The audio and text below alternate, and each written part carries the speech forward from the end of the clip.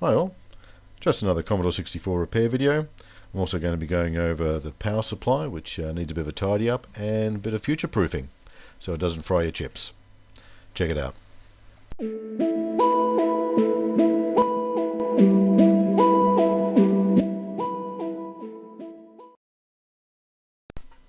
This is one of the tidiest Commodore 64s I've got my hands on recently. It's missing the LED, hopefully it's just been pushed into the case.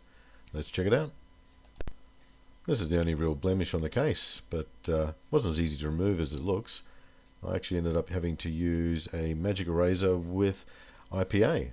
A bit of an odd combination I haven't tried before, but it seemed pretty effective and it got rid of this. Case has unfortunately got a hole in it, probably from a reset switch someone put in the past. I think the easiest fix is just to put in a reset switch. Looks pretty clean and tidy inside. Looks like a good board, nothing's been messed with too much by the looks of it. Let's see how this goes. Even the underside of the board looks good. Doesn't look like anyone's been messing around here. Unfortunately, when I powered it up, I got the black screen. So let's stick in my dead test cartridge and see what happens.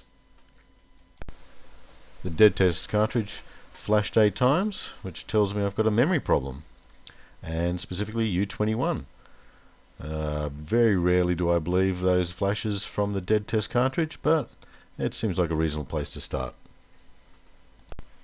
So I removed the chip, installed a socket, put in a Oki replacement chip, and now let's see what happens. Yay, it worked. How easy was that? Almost too easy. As often happens, the clips on the rear part of the case broke off. Sometimes I just cut these out completely and then replace them with some 3D printed parts, but I thought I might try something different. I might try a plastic weld thing that sets with UV. Quite cheap on eBay, but it seems to have done the job.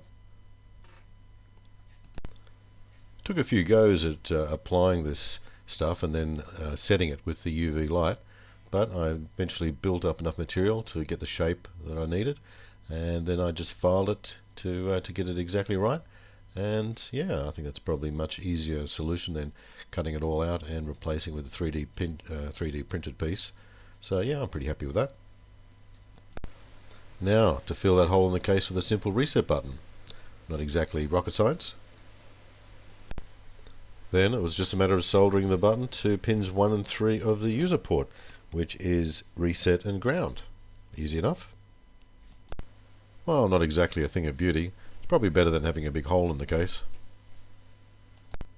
Even though this power supply is working fine, I'm going to change the cap and the voltage regulator so one day it doesn't decide to go over voltage and fry my chips.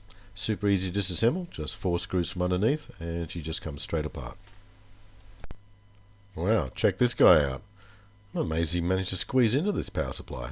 Unfortunately, never got out. Once I evicted the previous tenant, this is what it looks like inside. There's a little PCB that's got to come out, and that's where we find our cap and voltage regulator.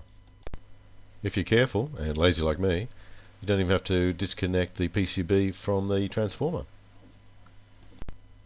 And now with new voltage regulator and capacitor, almost ready to put back together again, which is a simple reverse of the process you use to pull it apart, and it just takes those 4 screws to put it all back together.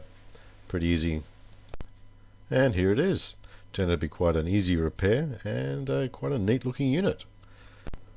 I hope you found something interesting in all of this. Like and subscribe and all that. Thanks for watching.